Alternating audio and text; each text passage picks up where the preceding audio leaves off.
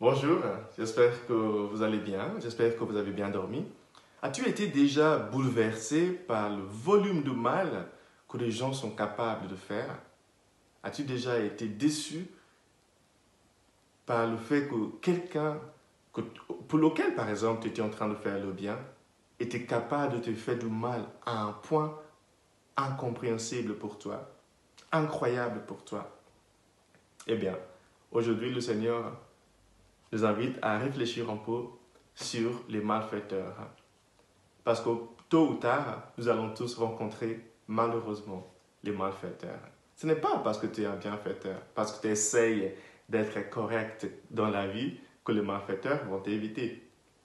Ils sont partout et ils sont bien réels. Notre première lecture d'aujourd'hui est tirée du prophète Michée. Michée a passé sa vie à ruminer le fait que des gens puissent faire autant de mal. Il n'en revenait pas. Et il s'est mis à les maudire. Jésus, dans l'évangile, était en train de guérir des gens, en train de faire le bien. Mais il a appris qu'il y avait des gens qui s'est concertés pour le tuer. Et il a quitté le lieu, il a continué à faire le bien. Il a averti les siens de se taire par rapport à là où il s'est caché. J'aimerais souligner trois choses que vous aurez déjà devinées de ces deux textes. La première chose, c'est que si tu veux éviter d'être toujours et constamment déçu, accepte le fait que les malfaiteurs existent et qu'ils sont bien réels. Parfois même, ils sont plus près de toi que tu l'imaginais.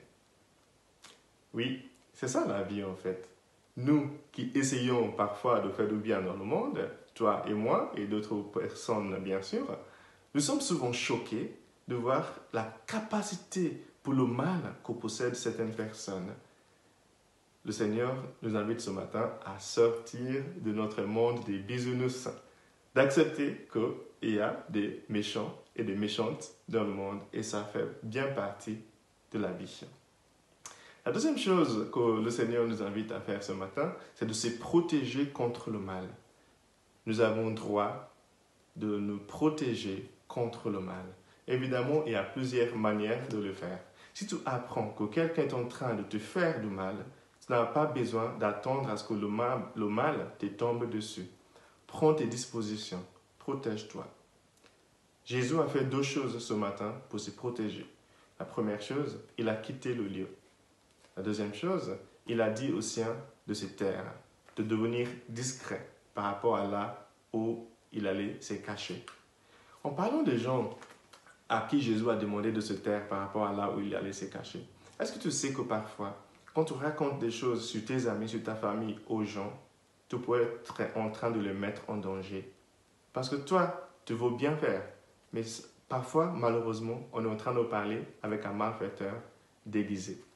C'est pour ça qu'il faut toujours faire attention, être discret et savoir à qui on dit certaines choses.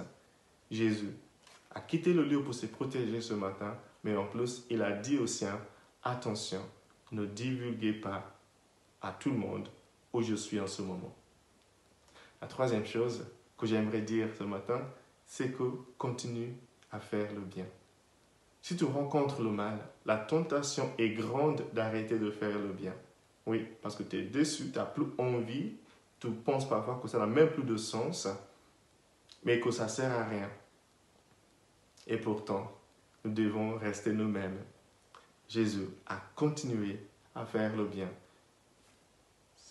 Ayant pris ses dispositions pour se protéger, ayant prévenu les siens de le protéger aussi, il a continué à faire le bien.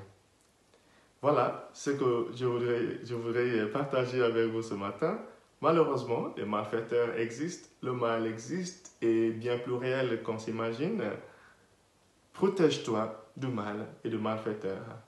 Sois discret pour protéger aussi les tiens parce que tu ne sais jamais qui serait en train de faire du mal à quelqu'un que tu aimes. Et finalement, ne change pas. Reste toi-même et que Dieu te bénisse. Le Père, le Fils et le Saint-Esprit. Amen.